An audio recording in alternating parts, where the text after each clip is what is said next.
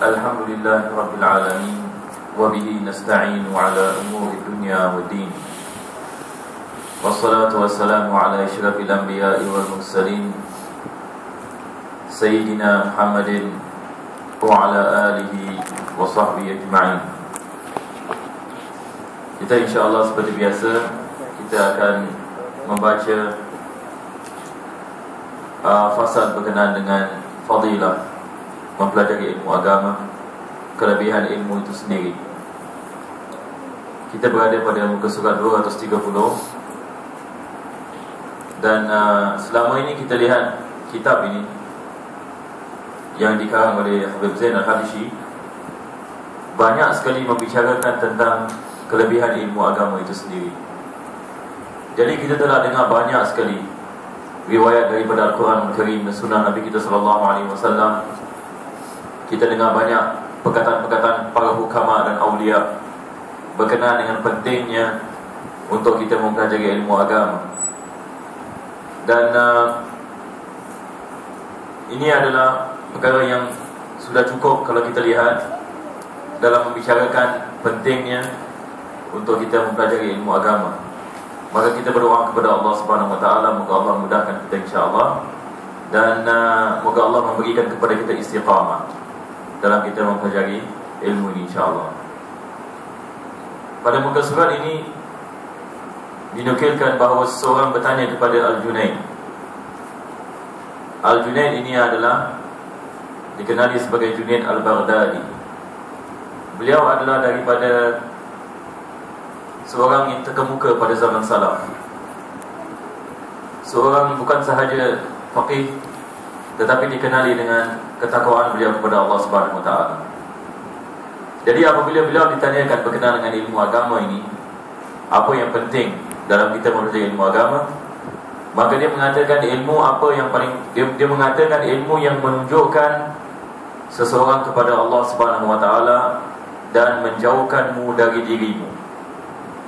Jadi dia mengatakan ilmu yang penting bagi seseorang ini untuk mempelajarinya adalah dia adalah ilmu yang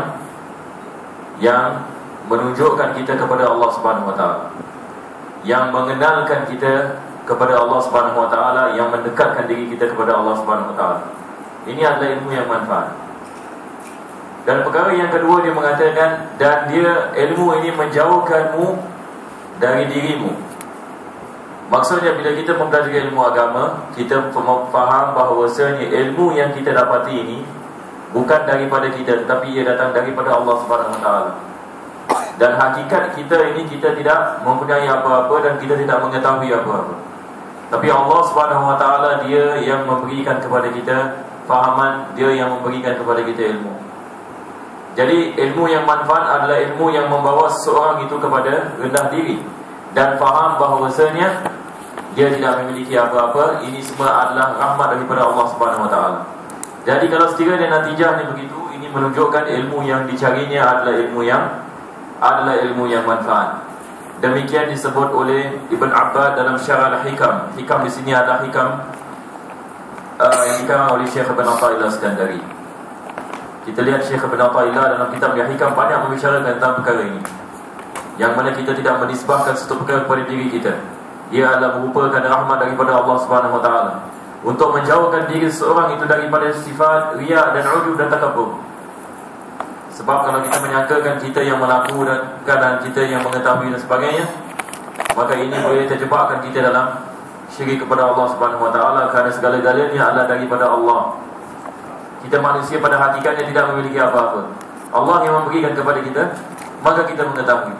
Jadi penting hari ini kita bersyukur kepada Allah Subhanahu Wa Taala atas nikmatnya, atas iman, atas Islam, atas nikmat kesihatan dan segala-galanya yang daripada kebaikan yang Allah telah berikan kepada kita. Wajib untuk kita mensyukuri nikmat Allah, dan cara untuk kita mensyukuri nikmat adalah dengan kita ikut perintahnya dan jauhkan diri kita dari perlarangannya. Ini hakikat kesyukuran. Kesyukuran kepada Allah adalah dengan kita melaksanakan perintahnya dan kita menjauhkan diri kita daripada larangannya. Kalau kita dapat melakukan ini, maksudnya kita bersyukur kepada Allah, bersyukur kepada nikmat Allah Subhanahu Wa Taala. Baik. Dan dia mengatakan Al-Imam Al-Allamah Abdul Rahman bin Abdullah Al-Faqih, dalam kitab Fathul Basair Al-Ikhwan mengatakan ilmu adalah pintu agama yang paling agung dan sebab kedekatan kepada Allah yang paling penting. Dengan ilmu seorang dapat mengenal kelemahan, kekurangan, kehinaan, kefakiran dirinya. Ini adalah ada kaitan dengan apa yang dikatakan oleh Al-Imam Junaid. Yani lebih banyak kita mempelajari ilmu agama, lebih kita melihat diri kita ini fakir, memerlukan Allah Subhanahu Wa Taala. Lebih kita melihat kepada kelemahan kita, bukan kita melihat kepada kebijaksanaan kita ataupun kesombongan kita, tetapi dia membawa kita merasai bahawasanya kita ini berhajat kepada Allah Subhanahu Wa Taala dengan sifat kita yang lemah. Dia menunjukkan dan mengajarkan kepada kita apa yang dimaksudkan dengan ubudiyah, pengabdian diri ini kepada Allah Subhanahu Wa Taala. Dengan ilmu pula seorang mengenal Tuhan, sifat kebesarannya, keadaannya yang diberikan kepada makhluk dan anugerah yang diberikan kepadanya dalam semua urusannya. Maka ilmu yang tidak menghasilkan buah ini dan tidak menjadikan ma'rifah tumbuh di pohon ini sama sekali bukanlah termasuk ilmu agama. Jadi ilmu agama adalah tiap-tiap ilmu yang mana dia membuat kita mengenal Allah Subhanahu Wa Taala. Kita kalau mempelajari ilmu sains pun kita boleh melihat kebesaran Allah Subhanahu Wa Taala dan dia dapat mendekatkan diri kita kepada Allah dan meningkatkan keimanan kita. Maka ini adalah daripada ilmu agama. Apabila kita melihat kepada matahari dan kita merenungkan bagaimana Allah menciptakan bulan, bagaimana dia menciptakan matahari, dan kita melihat kebesaran Allah Subhanahu Wa Taala, maka dia adalah daripada ilmu agama. Bila kita melihat kepada badan manusia ini, badan kita ini, bagaimana Allah menciptakan kita, memberikan kita penglihatan, pendengaran, memberikan kita akal fikiran, bagaimana dia menciptakan kita dengan sebaik-baik ciptaan. Kita merenung kebesaran Allah Subhanahu Wa Taala, maka ilmu yang mendatangkan kepada natijah kita dapat mengenal Allah, dia adalah ilmu yang manfaat dan dia adalah daripada ilmu agama. Bahkan Allah Subhanahu Wa Taala mengatakan, afala yanzuruna ila al-ibli kaifa khuliqat wa ila as-sama'i kaifa rufi'at wa ila al-jibali kaifa nusibat. Apakah mereka tidak melihat kepada unta, tidak melihat kepada langit, tidak melihat kepada gunung, tidak melihat kepada bumi? Banyak lagi ayat, inna fi khalqis samawati wal ardi wa ikhtilafil laili wan nahari wal fulki allati tajri fil bahri bima yanfa'un nas. Tidakkah mereka melihat kepada kapal? Allah Subhanahu Wa Taala mengatakan, tidak akan melihat kepada kapal, bagaimana dia dapat berjalan di atas air dan dia tidak tenggelam ke dalam air. Apakah mereka tidak melihat bagaimana Allah Subhanahu Wa Taala menciptakan air, yang mana besi ini boleh terapung di atas air. Ya, besi ini benda yang berat, tetapi apabila dia berada di dalam air, dengan ilmu yang Allah telah mengilhamkan kepada manusia, dapat membina ini kapal yang berat. Kalau kita lihat kapal zaman sekarang, dia boleh mengangkat kontainer beratus-ratus kontainer. Satu kontainer mungkin 2-3 tan. Apalagi kalau beratus kontainer dalam satu kapal, tetapi dia tidak tenggelam. Bagaimana beratnya kapal begini, dia tidak tenggelam ke dalam air. Allah Subhanahu Wa Taala menyifatkan dalam Al-Quranul Karim, apakah manusia tidak melihat kebesaran Allah Subhanahu Wa Taala? Wal fulkil lati tajri fil bahri bima yanfa'un nas. Apakah mereka tidak melihat kepada kapal, bagaimana dia tidak tenggelam ke dalam air, dan bagaimana ia dijadikan sebagai sebab untuk memberikan kepada manusia manfaat-manfaat. Sebab kita sampai hari ini kita mendapatkan manfaat daripada luar negeri melalui perjalanan kapal. Ini dikatakan oleh Allah Subhanahu Wa Taala. Maka ilmu yang membawa kita kepada mengenal Allah dan mengenal kebesaran Allah, dia adalah daripada ilmu agama. Jadi jangan kita confuse ini ilmu duniawi dan ilmu akhrawi. Kita mengatakan tiap-tiap ilmu yang mendekatkan diri kita kepada Allah itu ukhrawi. Maksudnya kita mendapatkan manfaat daripadanya, kita mendekatkan diri kita kepada Allah, maka kita akan dapat pahala kalau kita mempelajari. Walaupun pada zahirnya dia, mungkin ada orang mengatakan ilmu duniawi, ilmu sains misalnya. Satu orang mempelajari ilmu kedoktoran, dia adalah ilmu keduniaan. Tetapi kalau kita mempelajarinya dan kita melihat kebesaran Allah Subhanahu Wa Taala di dalamnya, maka dia ada ilmu agama. Hatta ilmu sains, dia mengajarkan kepada kita bagaimana kita merenung kebesaran Allah Subhanahu Wa Taala. Maka ini adalah ilmu daripada ilmu dan di dalam Al-Quranul Karim Allah Subhanahu Wa Taala memerintahkan kita untuk kita merenungkan kebesaran Allah Subhanahu Wa Taala. Jadi jangan kita hanya segregate, kita maksud daripada ilmu agama hanya ilmu fikih ataupun ilmu tafsir ataupun ilmu hadis. Bahkan ilmu agama itu luas daripadanya. Tiap-tiap perkara yang mengenalkan kita kepada Allah itu ilmu agama. Tiap-tiap perkara yang mengenalkan kita kepada Allah. Kalau ilmu sains dapat mengenalkan kita kepada Allah, ilmu sains adalah daripada ilmu agama. Dan dia adalah daripada Al-Quranul Karim, yang mana dengannya kita dapat mengenal Allah, dapat mendekatkan diri kepada Allah Subhanahu wa taala. Moga Allah memberikan kepada kita taufik dan hidayah dan afiat insya-Allah. Kita akan masuk kepada mana kita telah berhenti dalam kitab Zubat. Kita masih membicarakan tentang kitab Taharah, pasal berkenaan dengan bersuci.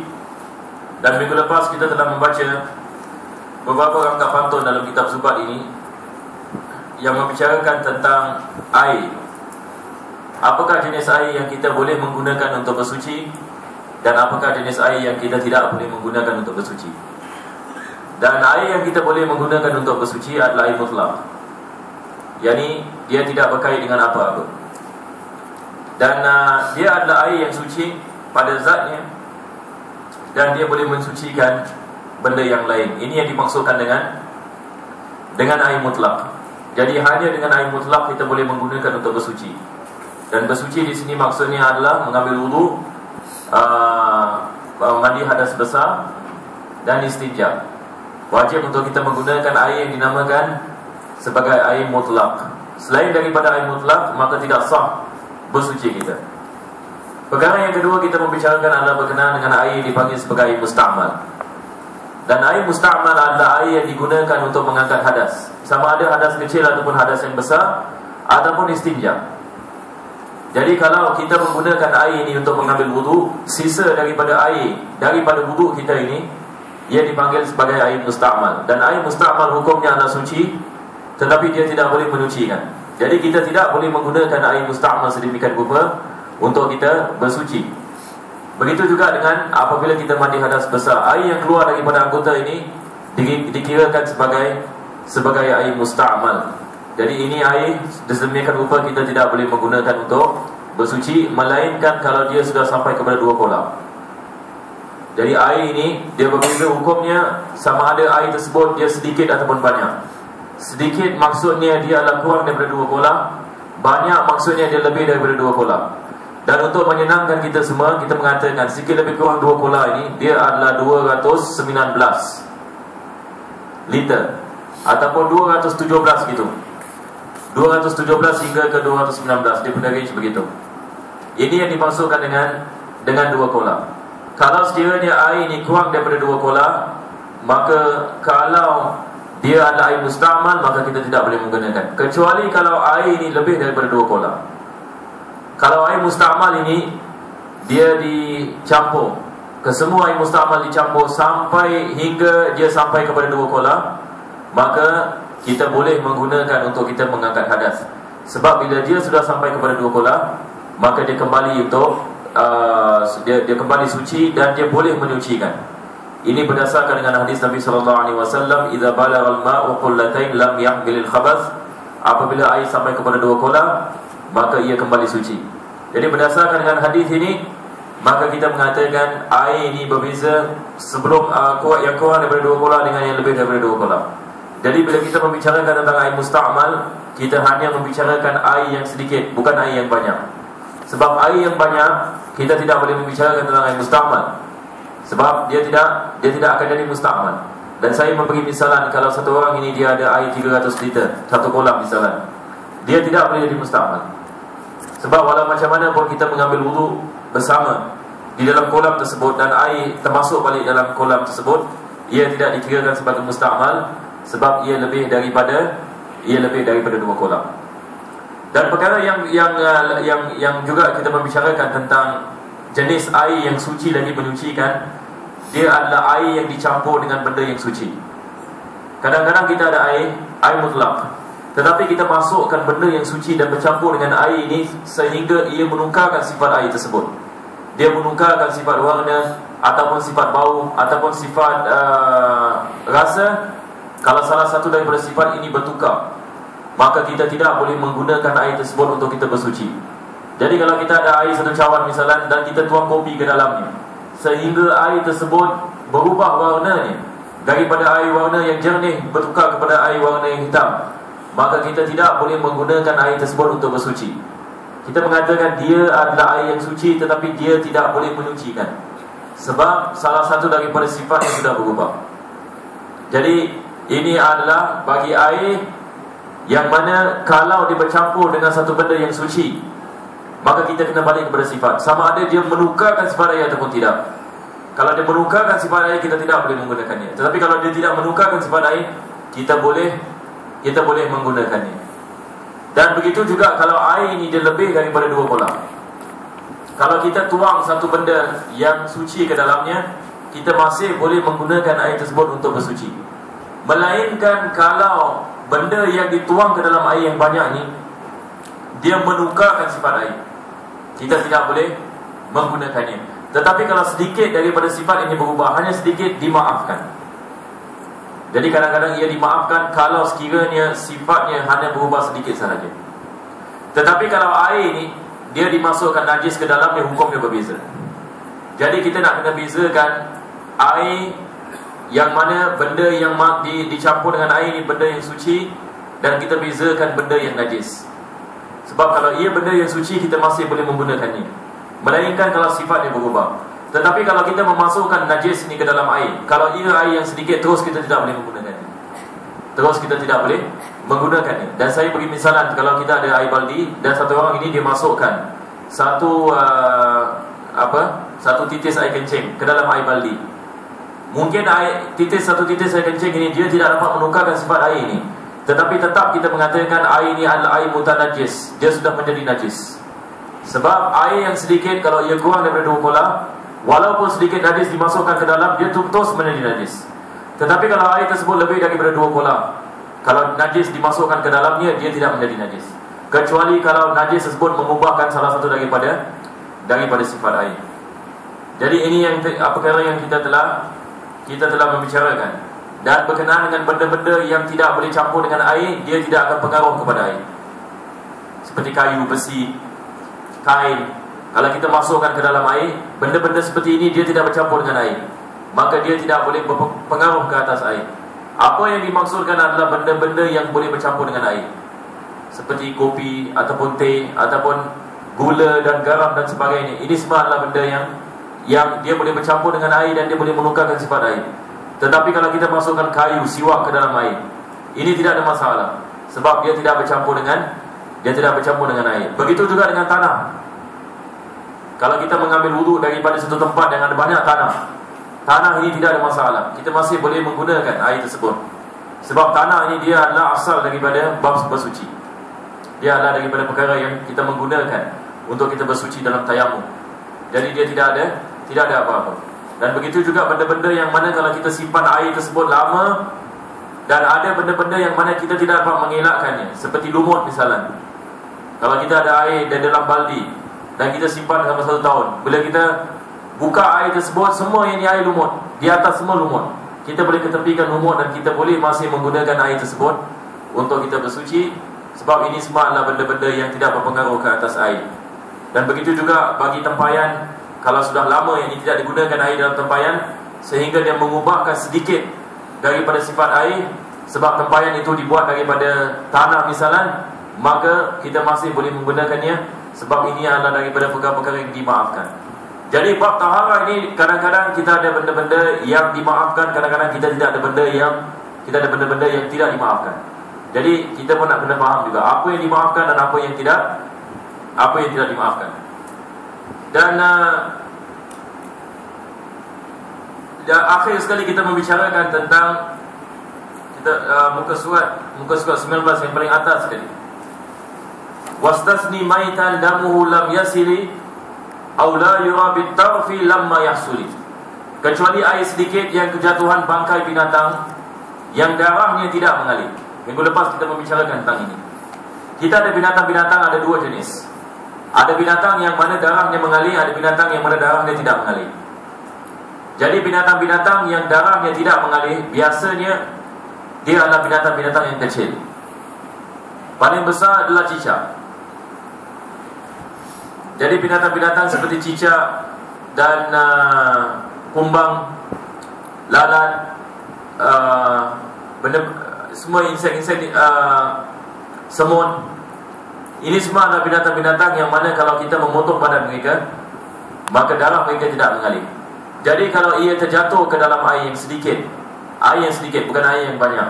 Kalau air banyak tidak ada masalah sama sekali. Walaupun binatang yang darahnya mengalir, kalau dia jatuh dalam air yang banyak tidak ada masalah. Kita boleh masih menggunakan air tersebut kalau dia tidak mengubahkan sifat air. Tapi di sini kita membicarakan tentang air yang sedikit. Tadi kita mengatakan air yang sedikit ini, kalau sedikit daripada najis dimasukkan ke dalamnya, semua menjadi najis.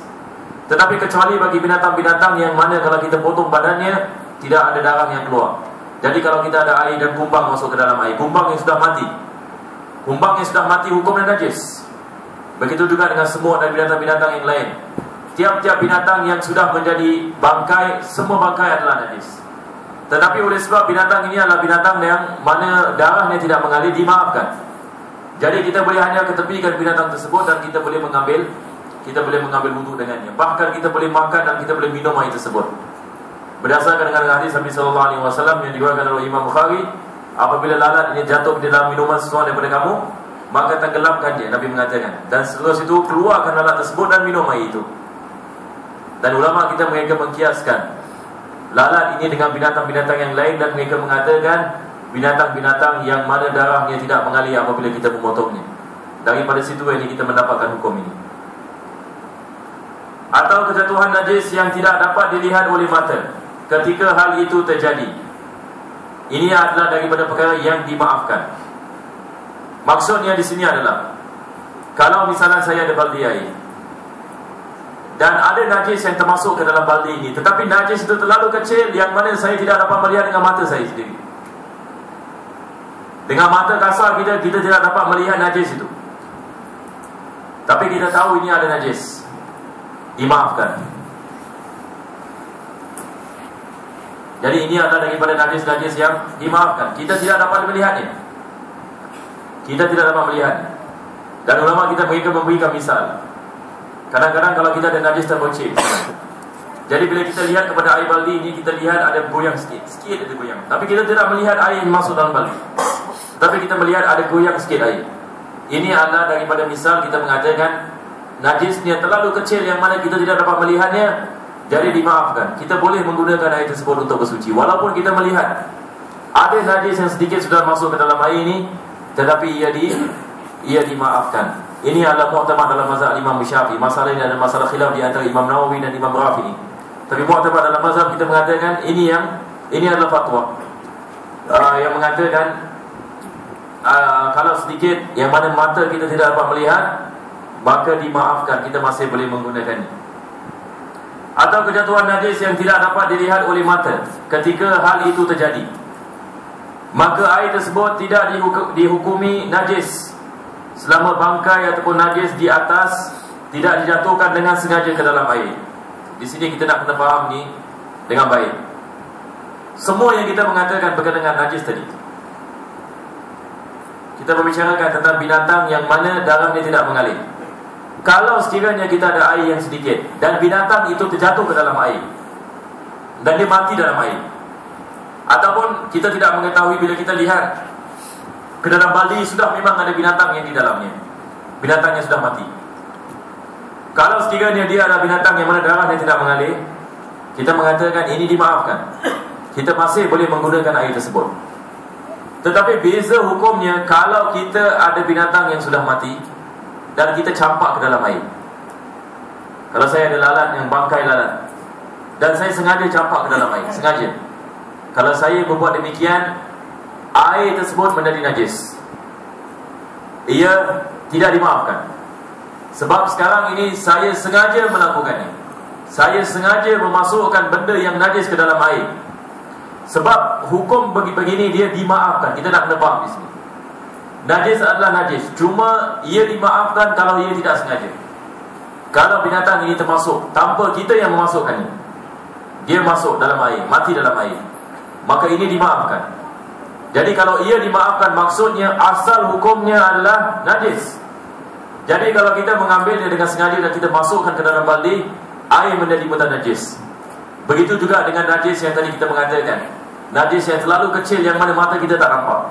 Kalau kita tahu ini najis dan kita sengaja masukkan ke dalam air baldi, walaupun dia adalah najis yang terlalu kecil yang kita tidak dapat melihat dengan mata kita, oleh sebab kita melakukannya dengan sengaja, maka semua jadi najis. Jadi kita mengatakan lagi sekali, ini adalah daripada najis yang dimaafkan, berkenaan dengan binatang tadi, yang darahnya tidak mengalir, dan najis yang sedikit yang mana mata kita tidak lihat. Dia hanya dimaafkan kalau ia tidak dilakukan dengan sengaja. Kalau dilakukan dengan sengaja, dia menjadi najis. Nah. Dan lagi satu perkara yang saya nak mengatakan, jangan kita was-was dalam masalah ini.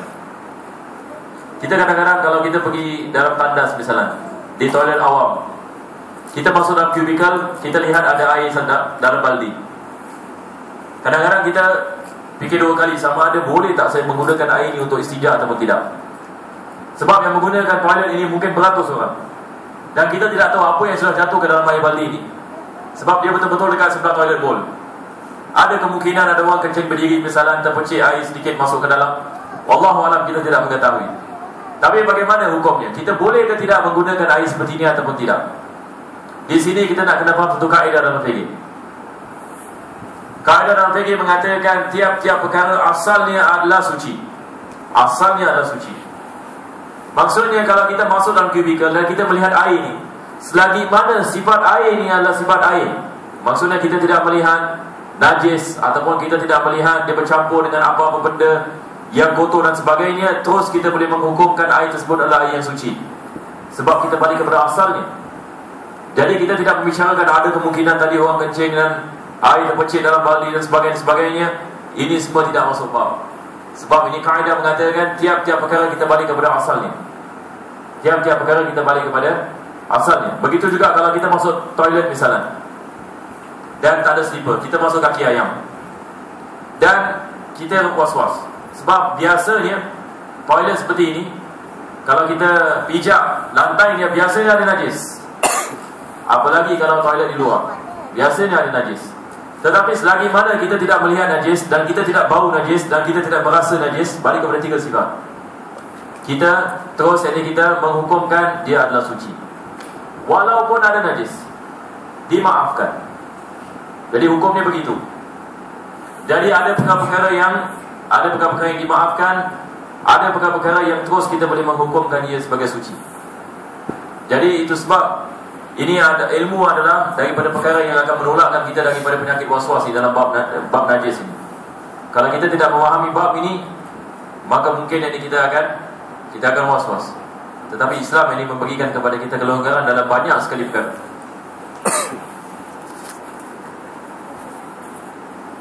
Ketika maka air tersebut tidak dihukumi najis selama bangkai najis di atas tidak dijatuhkan dengan sengaja ke dalam air. Dan seterusnya Syekh bin Waslan mengatakan au qullataini bi hutayli ramli fawqa 80 qariba ritli au qullataini bi damashqi hiya samanu ardalin atat ba'da miyah wan najasul waqi'u qad ghayyara. Dan tidak sah bersuci dengan air mutlak yang mencapai 2 qolah yang berubah salah satu sifatnya kerana kejatuhan najis. Ini seperti mana kita mengatakan air tidak sampai kepada 2 qolah, ia dihukumkan sebagai air yang sedikit. Air yang sedikit, kalau sedikit daripada najis termasuk ke dalamnya, maka terus kita menghukumkan air tersebut sebagai air mutanajis.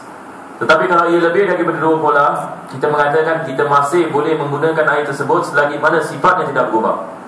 Jadi ini adalah perkara yang kita nak kena faham. Air yang sedikit dan air yang banyak, 2 qolah ini, masalah 2 qolah ini. Dan yang berubah salah satu sifat kerana kejatuhan najis.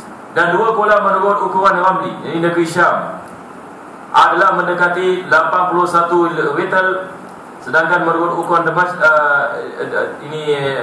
Dimashqi adalah 108 rital. Bahkan yang ini kita sebab ulama kita mengatakan khamsa mi'aratul Baghdadi. Kalau kita ikut kepada Baghdad pula 500. Jadi mana satu. Jadi kita mengatakan ini berkenaan dengan benda-benda seperti ini. Kita kalau nak terperinci tentang masalah ini memerlukan ruangan masa yang khusus yang dibuat perkara ini. Cuma untuk menyenangkan kita mengatakan kita balik kepada liter. Dia antara 217 liter hingga 219 liter. Untuk menyenangkan kita. Jadi supaya kita tidak keliru dengan sama ada kita nak pakai Syria punya rital dulu ke, ataupun kita nak menggunakan Baghdad punya rital pun sekarang pun kita tidak ada lagi ukuran. Ini adalah daripada ukuran ukuran yang lama. Kita balik kepada liter senang. Kita mengatakan apa-apa yang lebih daripada 219 adalah banyak, kurang daripadanya adalah sedikit. Dan najis waqi' qad ghayyara. Ini berkenaan dengan najis ini seperti mana lagi sekali, dia kalau kurang daripada dua kola, maka dia akan menajiskan segala air. Waqtira fi mushammasin la yukrahu. Di sini kita nak membicarakan tentang air yang keempat. Saya telah mengatakan pada awal, bila kita masuk dalam bab taharah ini, bila kita membicarakan tentang air, saya mengatakan air ini ada 4 macam. Pertama sekali adalah air mutlak. Air mutlak adalah air suci lagi menyucikan. Kedua, kita ada air musta'mal, air yang suci tetapi tidak boleh menyucikan. Begitu juga dengan air yang bercampur dengan benda-benda yang suci, yang berubah sifat, hukumnya sama dengan musta'mal. Ketiga, kita membicarakan tentang air mutanajis, air yang sedikit yang dicampur dengan najis, ataupun air yang banyak yang dicampur dengan najis yang mengubahkan sifatnya. Ini adalah mutanajis. Dan perkara yang keempat adalah air yang dikenali sebagai air musyammas. Air musyammas ini adalah air yang didedahkan di bawah matahari. Sebab musyammas daripada perkataan syams. Syams ini adalah matahari. Jadi musyammas adalah apa-apa yang dijemur bawah matahari. Saya ingin mengatakan di sini, mu'tamad dalam mazhab Imam Syafi'i, air musyammas hukumnya adalah makruh. Air musyammas hukumnya adalah makruh dengan 3 syarat. Antum nak tulis ni 3 syarat. Sebab di sini tidak ada. Air musyammas adalah air yang pertama sekali kita nak faham, air musyammas air mutlak. Dia air mutlak. Tetapi air mutlak yang makruh ini kita menggunakan. Jadi kalau kita mengatakan dia air mutlak, maksudnya apa? Dia adalah air suci lagi menyucikan, tetapi makruh untuk kita menggunakannya. Lebih afdal kita tinggalkan. Ini maksud makruh. Kalau kita menggunakannya tidak ada apa-apa, kita tidak berdosa. Cuma lebih baik kita meninggalkannya. Jadi air musyammas ini hanya akan menjadi makruh dengan 3 syarat. Pertama sekali, air tersebut dijemur di tempat yang panas. Di tempat yang panas. Maksud tempat yang panas di sini, kita maksudkan adalah negeri. Kalau saya tanya kepada antum, kalau kita bandingkan Singapura dengan Yaman misalnya, ataupun Singapura dengan Saudi, kita akan mengetahui bahawasanya Saudi dan Yaman ini adalah negeri-negeri yang dikirakan sebagai negeri yang panas. Saudi dengan Yaman. Tapi Singapura ini tidak dikirakan sebagai negeri yang panas. Jadi kita lihat beza cuaca di sini. Cuaca di Singapura tidak dikirakan sebagai panas. Walau macam mana panas sekalipun Singapura, paling tinggi berapa boleh pergi? Mungkin 34, 35. Tetapi kalau kita membicarakan tentang negeri yang panas, Singapura ini tak masuk bu. Negeri yang panas adalah negeri seperti Saudi dan Yaman, yang mana kalau datang musim panas, dia punya suhu boleh lebih daripada 40 darjah Celsius sampai 50 darjah Celsius. Jadi air musyammas ini hanya applicable bagi negeri-negeri yang panas. Singapura ini tidak applicable. Tidak applicable. Ini adalah syarat yang pertama. Dia ada di tempat yang panas, ataupun negeri yang dikenali sebagai negeri yang panas. Jadi negeri seperti Singapura ataupun Indonesia ataupun negeri Europe seperti London dan sebagainya, ini semua adalah negeri-negeri yang sejuk, dan dia tidak sampai kepada had panas. Jadi tidak ada air musyammas dalam negeri-negeri ini. Jadi syarat yang pertama adalah ia ada pada tempat yang panas. Kedua, pada cuaca yang panas. Pada cuaca yang panas. Sebab kalau misalnya kita mengatakan Yaman adalah negeri yang panas, tapi bukan 1 tahun dia panas. Sebab Yaman pun kita ada cuaca sejuk. Kalau kita pergi pada cuaca sejuk, kita akan menggigil di Yaman. Jadi terbalik pula. Jadi kita tidak boleh mengatakan air musyammas. Kalau kita sidai air, kita jemur air di bawah matahari pada cuaca sejuk di Yaman, kita tidak mengatakan ini air musyammas, walaupun dia adalah dijemur di bawah matahari. Cuma kita mengatakan cuaca pada ketika kita menjemurnya bukan pada cuaca yang panas. Jadi dia kena tempat yang panas, dia kena cuaca yang panas, dan syarat yang ketiga adalah ia digunakan pada badan, bukan pada baju. Ia digunakan pada badan, bukan pada baju. Maksudnya, kalau kita ada air musyammas, kita jemur dia di bawah matahari di Yaman misalnya, di cuaca yang panas, ini betul-betul air yang panas, tetapi kita menggunakan air tersebut untuk cuci baju, ini tidak ada masalah. Ini tidak ada masalah. Kita mengatakan air musyammas ini hanya adalah hukumnya adalah makruh kalau kita menggunakannya atas badan kita, sama ada kita mengambil wudu, ataupun kita mandi hadas besar, ataupun kita istinja dengan air tersebut, baru kita mengatakan ini hukumnya adalah makruh. Hukumnya adalah makruh. Afwan, saya tertinggal lagi satu syarat, lagi 4 syarat. Afwan, lagi satu syarat. Dia air tersebut ada pada bejana besi ataupun logam. Ini syarat yang keempat. Air tersebut berada di dalam bejana. Bejana maksudnya kontainer. Di dalam bejana yang besi ataupun logam. Jadi kalau saya meletak air di dalam bejana yang diperbuat daripada kayu, ini bukan musyammas. Kalau saya meletak dalam plastik misalnya, air ini seperti dalam plastik misalnya, ini bukan besi ataupun logam. Jadi saya kalau sidai jemur ni bawah matahari yang panas, di tempat yang panas, di cuaca yang panas, dan saya nak menggunakan ke atas badan saya, tetapi oleh sebab bejana dia bukan diperbuat daripada besi dan logam, dia bukan dikirakan sebagai musyammas. Kenapa ulama kita memberikan syarat ini, dia mesti di dalam bejana besi dan logam? Sebab air ni, tidak sebab saya pernah mengatakan ini, air kalau kita jemur di bawah matahari dan kita meletakkan air tersebut di dalam bejana besi, apa yang akan berlaku adalah akan keluar chemical. Sebab air ini kalau dia kena kepada besi yang panas, dia akan keluar chemical kalau dia dijemur di bawah matahari. Dan chemical ini dia kalau kita menggunakan ke atas badan kita, dia kita boleh menghidapi penyakit-penyakit kulit. Jadi itu sebab ulama-ulama kita mereka mengatakan makruh hukumnya kalau kita menggunakan air yang sedemikian rupa. Balik kepada 4 syarat tadi.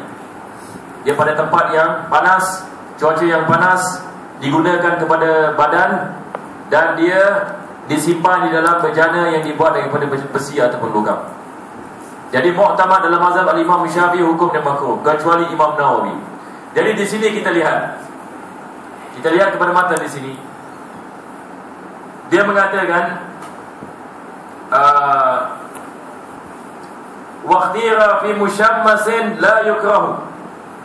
Dan dalil yang dipilih oleh al-Imam Nawawi, di sini penulis Syekh bin Raslan dia menukilkan pendapat Imam Nawawi. Dan saya ingin mengatakan muktamad dalam mazhab al-Imam Syafi'i hukumnya tetap makruh. Cuma Imam Nawawi, apa yang dikatakan oleh Imam Nawawi, beliau pada zamannya beliau tanya kepada doktor-doktor yang wujud pada zamannya berkenaan dengan air musyammas ini. Apabila beliau bertanya dengan ahli pakar dalam ilmu sains pada zamannya, dan beliau diberitahu oleh mereka bahawasanya ini chemical tidak ada. Maksudnya kalau air dijemur di bawah matahari, di tempat yang panas, di cuaca yang panas, di dalam bejana yang besi dan sebagainya, beliau diberitahu oleh pakar-pakar sains pada zamannya yang mana ia tidak akan memberi mudarat kepada kulit manusia. Jadi oleh sebab itu beliau mengatakan air musyammas ini tidak makruh hukumnya.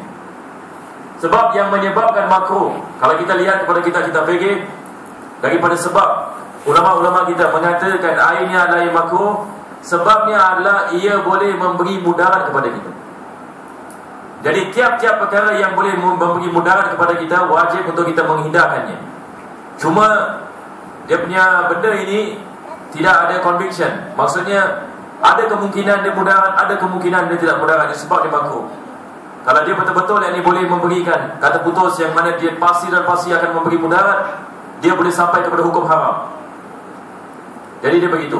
Cuma Imam Nawawi dia berpendapat bahawasanya air seperti ini dia tidak memberi mudarat kepada badan manusia. Itu sebab dia mengatakan air musyammas, air yang tidak makruh. Bahkan dalam kitab Minhaj dia menukilkan kalam Imam Rafi'i Dan dia mengatakan air musyammas adalah air yang makruh. Nah, cuma di sini Syekh Ibn Hasan menukilkan kalam Imam Nawawi. Jadi kita lihat di sini kebanyakan ashabus Syafi'i, ulama-ulama daripada mazhab Imam Syafi'i, mereka berpendapat seperti mana berpendapat oleh ulama-ulama yang dahulu bahawa air musyammas adalah air yang makruh. Jadi kalau orang tanya kita dalam mazhab Imam Syafi'i sama ada air musyammas makruh ke tidak, apa kita nak jawab? Kita mengatakan makruh. Cuma kita mengatakan pendapat Imam Nawawi yang mengatakan tidak makruh. Ini khilaf. Masalah adalah masalah perbezaan ulama. Imam Nawawi tentang air musyammas, air yang panas akibat sinar matahari, ialah dalil yang menunjukkan bahawa air musyammas itu tidak makruh penggunaannya. Ini seperti mana saya mengatakan air yang musyammas tidak boleh memberi mudarat kepada badan. Jadi beliau mengatakan ini dia tidak makruh. Wa in binafsihi intafat taghayyuru wal ma'u la ka za'faranin yathuru. Dan jika perubahan pada air yang kejatuhan najis itu hilang dengan sendirinya. Cuba kita bayangkan, sekarang saya ada air satu baldi misalnya, dan saya letak dia di padang. Selepas beberapa hari, bila saya lihat kepada air ini, saya lihat kepada air ini, air yang banyak misalnya, dari satu kolam misalnya. Pada awalnya sifat najis itu kita boleh dapat melihat. Tetapi selepas 1 bulan ataupun 2 bulan, kita lihat najis itu sudah tidak ada lagi pada air tersebut. Kita mengatakan air mutanajis ini, kalau sekiranya ada lebih daripada 2 kolam, dia hanya jadi mutanajis bila sifatnya berubah. Kalau sifatnya tidak ada pada air tersebut, kita menghukumkan air itu sebagai air yang suci. Misalnya kita ada air lebih daripada 2 kolam, kita ada air 300 liter, dan air ini bau kencing. Jadi terus kita mengatakan air mutanajis sebab bau. Tetapi selepas 1 bulan, 2 bulan, sebab angin dan sebagainya, kita apabila balik kepada air ini sudah tidak bau air kencing lagi, sudah tidak bau lagi. Dan bila kita lihat pada sifat air, tidak ada warna dan tidak ada bau dan tidak ada rasa. Kita boleh menghukumkan air tersebut sebagai air yang suci. Jadi 2 bulan lepas dia mutanajis. Tetapi selepas 2 bulan, oleh sebab ini sifatnya sudah tidak ada, kita boleh menggunakannya untuk kita bersuci, dengan syarat kita tidak memasukkan apa-apa untuk mengubahkan sifatnya. Ini syaratnya. Itu sebab dia mengatakan la ka za'faran. Sebab kadang-kadang, cuba bayangkan, kalau kita ada air 300 liter dan bau kencing, apa kita buat? Kita masukkan minyak wangi ke dalam air. Kita masukkan air za'faran misalnya, ataupun apa-apa jenis minyak wangi, sehingga minyak wangi ini dia dapat menutup bau air kencing. Kita tidak boleh menggunakannya untuk kita bersuci. Sebabnya apa? Sebab dia tidak hilang secara natural. Kita memasukkan benda-benda ke dalamnya untuk menghilangkan bau ini. Tapi baunya masih ada lagi, cuma dia ditutup oleh benda-benda yang seperti ini, jadi ia tidak dibolehkan. Jika perubahan pada air yang kejatuhan najis itu hilang dengan sendirinya, maka air tersebut dihukumi suci. Tetapi jika hilangnya perubahan itu disebabkan kerana benda yang menutupi perubahan tersebut, seperti minyak za'faran. Sebab za'faran ini dia ada bau dan dia ada rasa. Jadi kalau najis ini, kita ada najis ke dalam air ini, kalau kita masukkan za'faran, dia boleh menutup baunya, dan dia boleh menutup rasanya dan warnanya. Jadi kita mengatakan kita tidak boleh menggunakan air tersebut, sebab kita menghukumkan air tersebut tetap mutanajis. Tetapi oleh sebab dicampurkan minyak-minyak wangi seperti ini, dia menutupi najis tersebut, kita tetap mengatakan ini air mutanajis. Jadi dengan syarat hanya kita mengatakan kalau ia berubah dengan sendiri. Itu adalah perkara yang dikatakan di sini, yang dapat menghilangkan perubahan baunya air. Jadi minyak za'faran adalah daripada benda-benda yang dapat mengubah baunya air, maka air itu tidak dihukumi sebagai suci, dia tetap mutanajis. Wa kullu mastu'mila fi tathhiri fardin wa qalla laysa bitahuri. Air sedikit kurang daripada 2 kolam yang telah digunakan untuk kewajipan bersuci itu tidak dapat mensucikan lagi.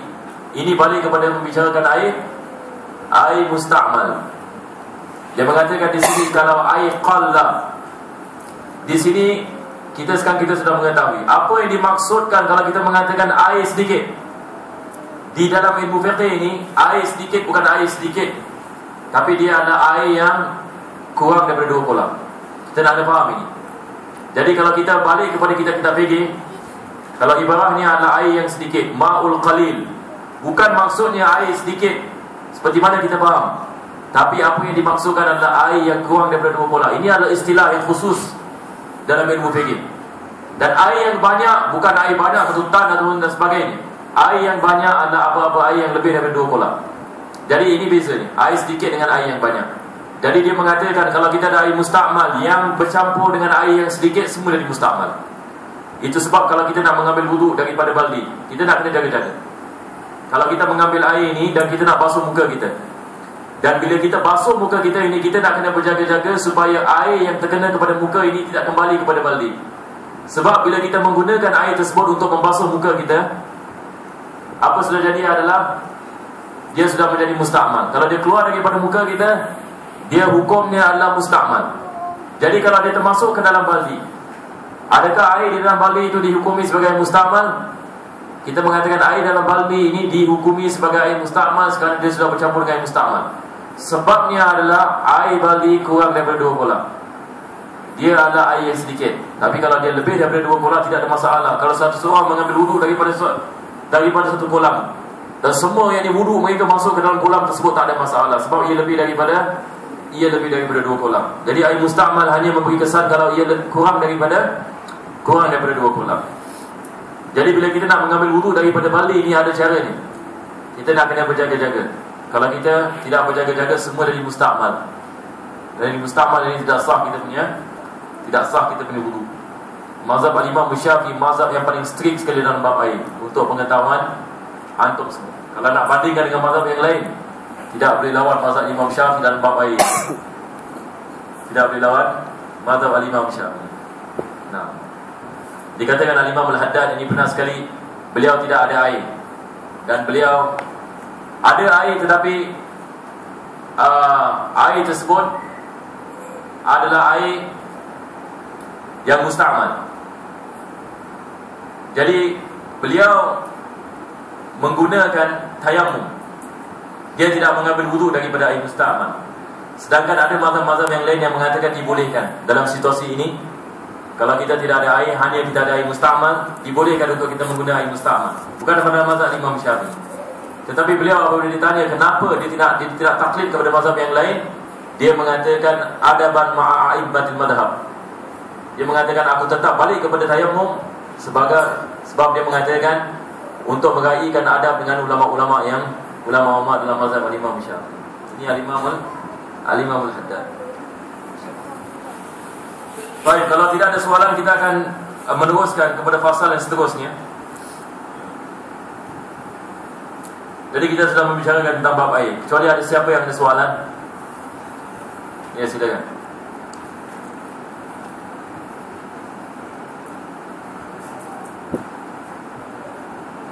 Insek.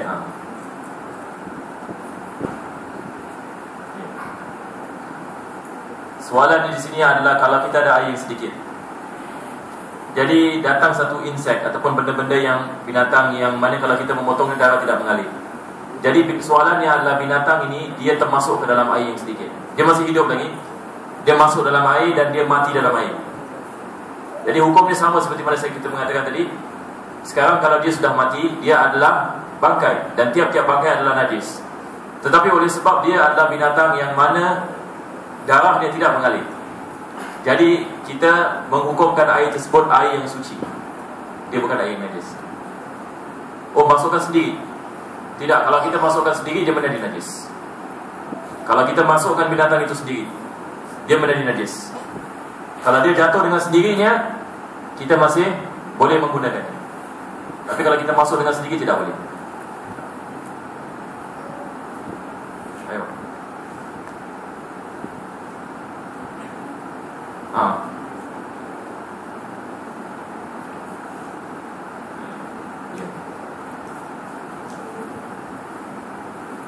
Dan soalan di sini adalah berkenaan dengan bulu binatang-binatang yang kita tidak boleh makan. Kalau berkenaan dengan bulu binatang yang tidak boleh makan, hukumnya adalah najis kalau dia terpisah daripada badan binatang tersebut. Kita mengatakan semua binatang-binatang adalah suci kalau mereka masih hidup lagi, kecuali dua binatang, anjing dan babi. Selain daripada anjing dan babi, semua binatang-binatang kalau mereka masih hidup, hukum mereka suci. Tetapi berkenaan dengan bulu ini, kalau binatang ini kita tidak boleh makan, seperti kucing misalnya, bagi binatang-binatang yang kita tidak boleh makan, bulunya najis kalau bulunya terpisah daripada badan binatang tersebut. Kita mengatakan binatang itu adalah suci, kucing adalah suci, dia masih hidup, dia suci. Tetapi bulunya kalau terpisah daripada badannya, bulunya hukumnya adalah najis. Sebab kucing ini daripada binatang yang kita tidak boleh makan. Begitu juga dengan binatang-binatang yang lain yang kita tidak boleh makan. Jadi soalannya, kalau bulu yang najis ini termasuk ke dalam air, boleh tak kita menggunakan air tersebut? Boleh tak kita menggunakan air tersebut untuk kita kita bersuci? Maka kita mengatakan bila bulu ini dia termasuk ke dalam air, maka air tersebut menjadi najis. Sebab bulu ini dia adalah daripada benda-benda yang najis. Fadal.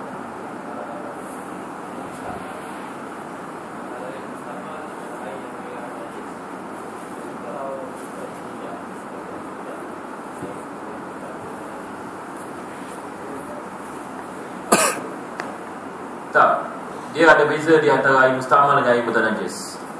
Air musta'mal ini dia adalah air yang digunakan untuk mengangkat hadas ataupun digunakan untuk istinja, tetapi tidak ada najis di dalamnya.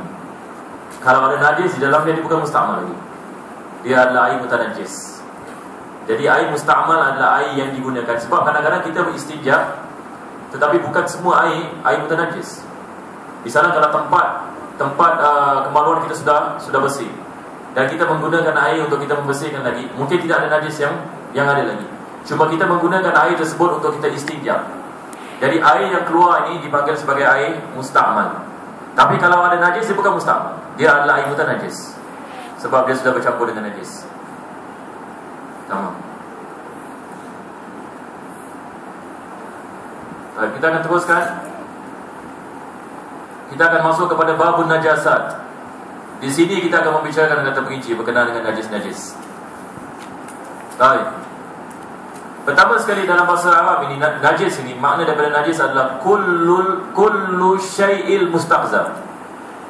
Tiap-tiap perkara yang dipanggal, yang dilihat sebagai keji ataupun kotor, dia adalah najis dalam bahasa Arab. Jadi apa-apa benda yang mana kita macam rasa macam geli sebab dia kotor dan sebagainya, semua najis. Ini adalah bahasa, dalam segi bahasa. Kalau kita balik kepada bahasa Arab ini, kita punya air liur pun najis, sebab dia adalah benda-benda yang kita rasa seperti benda yang kotor. Tetapi di dalam Islam, dia punya definisi bagi najis adalah kullu syai'il kullul mustaqdar yamna'u sihhatas salati haitsulah murakhis. Dia adalah tiap-tiap perkara yang kotor yang menghindarkan kesahihan salat. Dia adalah tiap-tiap perkara yang kotor yang mana dia akan mencemarkan sahihnya salat. Maksudnya kalau kita salat, daripada syarat yang sahnya salat adalah kita nak kena badan kita dan tempat kita salat ini, dia nak kena bebas daripada najis. Jadi najis ni adalah benda-benda yang kotor. Dia bukan hanya benda yang kotor, tetapi dia akan membatalkan kita punya solat. Dia akan membatalkan kita punya solat. Sebab bukan semua benda-benda yang kotor membatalkan solat. Air liur ini benda yang kotor, betul ke tidak? Ingus kita, benda yang kotor. Kalau kita solat ada ingus kat baju kita, batal ke tidak solat? Solat tidak batal, walaupun ingus ini dikirakan sebagai benda yang kotor. Tapi dia tidak membatalkan solat. Itu sebab kita tidak mengatakan ingus ini najis. Dia bukan najis. Dia bukan najis. Jadi dia adalah benda-benda yang membatalkan solat. Jadi ini adalah definisinya. Jadi pertama sekali Syekh bin Raslan dia mengatakan, najis adalah al-muskirul mani'u wal khinziru wal kalbu ma'a far'ihima wasu wa maitatun ma'al idami wa sya'ab wasufi la ma'kulatun walal bashar. Dia mulakan dengan mengatakan benda-benda najis ialah benda cair yang memabukkan. Ini yang pertama sekali. Tiap-tiap benda yang memabukkan, tiap-tiap benda yang memabukkan, dan dia adalah benda yang cair, maksudnya liquid, bukan solid ya. Dia adalah benda-benda yang cair, hukumnya adalah najis. Jadi ini adalah satu kaedah. Tiap-tiap benda yang cair yang memabukkan, hukumnya adalah najis. Tiap-tiap benda yang cair yang memabukkan. Seperti apa? Seperti arak, liquor yang kita ada. Liquor ini adalah daripada benda yang memabukkan, dan dia dalam segi liquid, cair. Itu sebab kita mengatakan liquor ini dia hukumnya adalah najis. Bukan saja kita mengatakan haram kita meminumnya, tetapi kita mengatakan dia adalah najis. Maksudnya kalau kita solat dan ada airnya, air liquor ini ataupun arak yang ada pada badan kita, maka tidak sah solat kita, sebab dia adalah najis. Dia memabukkan dan dia cair. Ada benda-benda yang memabukkan tapi dia solid, dia bukan najis. Seperti apa? Ganja. Ganja memabukkan, tetapi dia bukan liquid, dia adalah solid.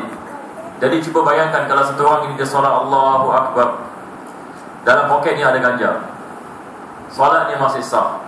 Walaupun kita mengatakan ganja ini dia memabukkan, cuma kita mengatakan dia bukan liquid, dia adalah solid. Jadi dia bukan najis, tetapi haram ini, hisab ganja haram hukum ini, sebab dia memabukkan. Tiap-tiap perkara yang memabukkan haram untuk kita memakannya, kecuali ini untuk segi dalam segi perubatan dan sebagainya dimaafkan. Tapi kita mengatakan benda-benda, semua benda-benda, sama ada dia liquid ataupun dia solid, kalau dia memabukkan haram hukumnya. Cuma najis ini dia hanya bagi benda-benda yang cair. Kalau dia memabukkan, baru kita mengatakan dia adalah najis. Itu sebab alkohol dan perfume yang kita ada ini, kalau sekiranya kita mengatakan perfume ini bercampur dengan alkohol, dan alkohol yang dicampurkan dalam perfume ini adalah daripada arak misalnya, daripada benda-benda yang boleh memabukkan, itu sebab kita mengatakan dia adalah mutanajis, sebab dia sudah bercampur dengan najis. Sebab alkohol ini yang digunakan untuk minum ini, dia memabukkan. Kalau kita minum alkohol, kita mabuk. Jadi kalau dia bercampur dengan air minyak wangi, dan dia bercampur, kita mengatakan air minyak wangi tersebut menjadi mutanajis. Itu sebab kalau kita memakainya dan kita solat kita tidak sah, sebab dia adalah mutanajis. Tetapi sekarang kita pun ada masalah untuk kita menghadkan apa jenis alkohol yang dimaksudkan. Sebab zaman sekarang kita ada macam-macam jenis alkohol, kita ada beratus jenis alkohol. Jadi sama ada alkohol ini boleh memabukkan ataupun tidak boleh memabukkan. Dan saya lagi sekali saya ingin mengatakan, bukan maksudnya kita membezakan sama ada dia fermentation ataupun dia industrial alkohol. Kita nak kena faham, soalan yang kita nak tanyakan adalah sama ada alkohol tersebut dia memabukkan ataupun tidak memabukkan. Dia bukan masalah dia industrial ataupun dia chemical ataupun natural. Itu kita tolak. Tapi sama ada dia dibuat di factory ataupun dia natural fermentation. Kalau natural fermentation itu dah tak ada cerita lagi. Kita mengatakan itu adalah bagaimana arak ini diciptakan daripada fermentation. Jadi dia adalah najis. Tetapi masalah ni sekarang industrial alkohol. Cuma soalan yang kita menanyakan, sama ada industrial alkohol ini boleh memabukkan ataupun tidak. Sama ada dia boleh memabukkan ataupun tidak. Jadi wallahu alam, di sini kita lihat susah untuk kita nak menetapkan. Sebab ada jenis alkohol kalau kita makan, bukan saja kita bukan mabuk, kita terus mati. Jadi masalah. Jadi nasihat dari kita dapat, kita ulama kita lebih afdal tinggalkan. Tapi cuma kita mengatakan kalau satu orang ini dia mengetahui dan dia mempelajari bab ini, bab industrial alkohol, dan dia boleh meyakini bahawasanya industrial alkohol ini tidak boleh memabukkan, dan jenis yang digunakan dalam perfume adalah daripada jenis alkohol yang tidak boleh memabukkan, jadi kita mengatakan ini halal hukumnya. Yani ini bukan najis, dia bukan najis, kita boleh menggunakannya. Kalau seorang itu dia boleh datang kepada keyakinan, yani teruskan ini, dia boleh menggunakan alkohol yang dalam perfume. Tetapi lebih selamat kita mengelakkan. Ini pendapat saya, wallahu a'lam bissawab. Al-muskirul ma'i'u, jadi kita nak kena faham, dia al-muskir al-ma'i', dua perkara mesti ada. Al-muskir. Al-muskir maksudnya benda yang boleh memabukkan. Kedua adalah al-ma'i. Al-ma'i adalah liquid, dia bukan solid. Kalau dia solid, tidak ada masalah, dia bukan najis. Jadi ini yang pertama sekali. Perkara yang kedua adalah khinzir. Ketiga adalah al-kalb. Jadi ini adalah daripada jenis yang berat, mughalladhah. Kita dalam mazhab Imam Syafi'i, najis ni kita bagi pada 3 bahagian. Kita ada najis yang berat, najis pertengahan dan najis yang ringan. Najis yang berat sangat mudah sekali. Hafal ni 2 nama, anjing dan babi. Tiap-tiap perkara yang keluar daripada anjing dan babi, najis yang berat. Sama ada giginya, ataupun bulunya, ataupun dagingnya, ataupun semua yang keluar daripada anjing dan babi. Ini mu'tamad dalam mazhab Imam Syafi'i. Berkenaan dengan babi ini kita ada khilaf ini. Dia dalam mazhab Imam Syafi'i, sama ada babi ini dia mughalladhah atau bukan mughalladhah. Kita ada perbezaan yang dipendapat. Berkenaan dengan anjing kita ada perbezaan yang di antara mazhab. Sebab dalam mazhab Imam Malik, dia mengatakan anjing adalah tahir. Hukum anjing sama dengan hukum kucing. Orang ada juga. Tapi kita dalam mazhab Imam Syafi'i, kita berdasarkan hadis yang diriwayatkan oleh Abu Hurairah radhiyallahu an, Nabi kita sallallahu alaihi wasallam mengatakan, "Idza walagal kalbu fi ina'i ahadikum falyaghsilhu sab'an ihdahunna biturab." Atau kama qala sallallahu alaihi wasallam. Ini adalah hadis yang sahih. Nabi mengatakan, apabila seekor anjing menjilat daripada air seseorang daripada kamu, hendaklah kamu mencucinya 7 kali, salah satu daripadanya dengan tanah. Itu sebab ini, disebab hadis ini, maka kita mengatakan anjing ini dia adalah najis yang berat. Maksudnya kalau sekiranya air ludahnya ataupun apa bahagian daripada badannya terkena kepada badan kita ataupun tempat-tempat yang lain, maka wajib untuk kita mencuci 7 kali, 1 kali dengan kita menggunakan tanah dan 6 kali menggunakan air. Sebab dia adalah daripada najis yang berat. Dan babi ini dia kias kepada anjing. Kita tidak ada hadis ini yang terang membicarakan tentang najisnya babi dan najis yang mughalladhah. Cuma ulama kita ini mereka mengkiaskan. Apa yang kita mengetahui adalah kita diharamkan untuk kita memakan daging babi. Ini seperti nas dalam Al-Quranul Karim. Allah Subhanahu wa taala yang ini mengatakan diharamkan bagi kita untuk kita memakan daging babi. Cuma berkenaan dengan sama ada babi itu tersebut dia adalah mughalladhah, maka kita dalam mazhab Imam Syafi'i kita mengatakan babi hukumnya sama seperti anjing. Dan dia mengatakan wal khinziru wal kalbu ma'a far'aihima wasur. Benda-benda najis adalah benda yang cair memabukkan, babi, anjing beserta anak-anaknya. Jadi semua anak-anaknya hukum sama dengan mak bapak. Jadi kalau kita ada babi berkahwin dengan misalan wallahualam, saya tak tahu boleh possible ke tidak. Kalau kita ada babi, lepas tu dengan kambing misalan, keluar anak kambing, kita mengatakan kambing ni najis yang berat. Sebab salah satu daripada mak bapak dia mughalladhah. Jadi walaupun kita mengatakan kambing, tetapi oleh sebab mak dia babi, oleh sebab bapak dia kambing, dia ikut kepada hormon bapak ni, dia keluar kambing. Tapi kita mengatakan dia adalah najis yang berat. Ini yang dimaksudkan, ini anak-anak kita. Kalau antum lihat ini apa maksudnya dia mengatakan anak-anak mereka? Sebab ada kemungkinan binatang-binatang ini dia berkahwin dengan binatang yang suci. Dia berkahwin dengan binatang yang suci. Misalnya kalau anjing bersama, kalau anjing berkahwin dengan kambing misalnya dan keluar kambing, kita mengatakan tetap ini hukumnya adalah najis yang berat. Sebab salah satu daripada mak bapaknya adalah mughalladhah, sama ada bapanya ataupun mak, tak mengapa. Kalau salah satu daripadanya adalah berat, anak pun yang mengikut ini hukumnya. Ini adalah bab najis. Kalau bab agama, kita mengatakan dia ikut kepada mana agama yang lebih mulia. Misalnya cuba kalau satu orang ini dia berkahwin, seorang perempuan Islam berkahwin dengan satu orang perempuan lelaki Nasrani. Ini haram ini begini. Perempuan Islam kahwin dengan lelaki Nasrani. Bila dapat anak dia Islam ke bukan Islam? Kita mengatakan anak dia adalah Islam sebab salah satu daripada bapanya ada orang Islam. Dia mengikut kepada agama salah satu daripada mak bapanya. Mana yang lebih mulia? Islam lebih mulia daripada agama yang lain. Sama juga hukumnya kalau bapanya orang Islam, maknya kafir, dapat anak, maka anaknya ikut kepada agama salah satu mak bapanya yang beragama Islam, sebab Islam ini lebih mulia daripada agama lain. Tetapi bab najis, dia mengikut kepada mana yang paling mughalladhah. Jadi kalau anjing dengan kambing, mak dia punya mak adalah anjing misalnya, bapa adalah kambing, keluar kambing, maka kita lihat mana yang lebih dahsyat dalam najis ni. Jadi kita menghukumkan dia sebagai mughalladhah, ikut kepada mana yang lebih najis. Jadi kalau anjing, kambing tadi kita menghukumkan dia ikut kepada hukum anjing. Jadi begitu. Saya rasa semua faham InsyaAllah. Beserta anak-anaknya dan cairan-cairan yang keluar dari tubuhnya. Jadi semua ini kita hukumkan sama. Walaupun riwayat yang Abu Hurairah, hadis yang diriwayatkan oleh Abu Hurairah membicarakan tentang air liur. Yakni anjing dia minum daripada bekas. Ada air, dia minum daripada bekas. Nabi SAW mengatakan, apabila seekor anjing minum daripada bekas air kamu, Nabi mengatakan cucilah bekas tersebut. Jadi di sini dia mengkhususkan air liur ni anjing. Tetapi ulama-ulama kita, mereka benar-benar menafsirkan hadis ini. Mereka mengatakan bukan saja air liur, badan-badan yang lain hukumnya sama dengan air liur.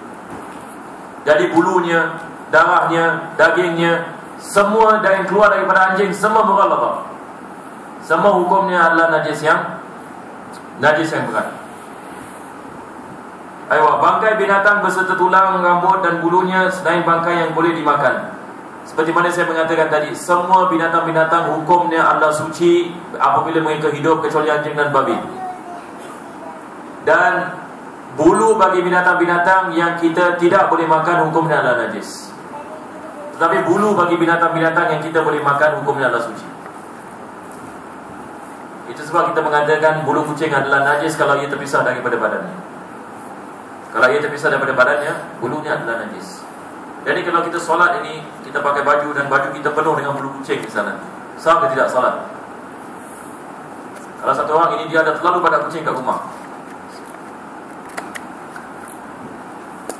sehingga sejadah dia pun bulu kucing, dihiasi dengan bulu kucing, jadi masalah Sebab bulu kucing dia adalah najis. Dan kalau kita berada dalam solat, maka kalau terkena badan kita, maka batal solat kita. Sedikit dimaafkan, tetapi kalau banyak tidak dimaafkan. Kita akan berhenti di sini, kecuali kalau ada antum yang menanyakan soalan, silakan.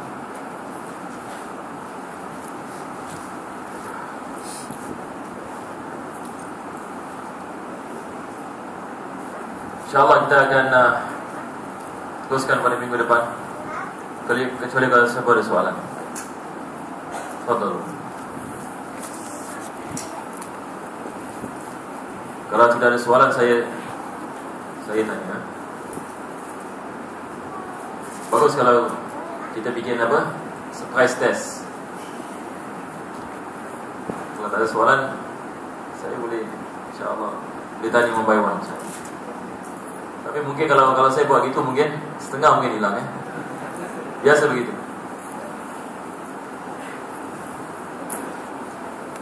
Tapi banyak manfaat ini berkaitan dengan test ni, exam.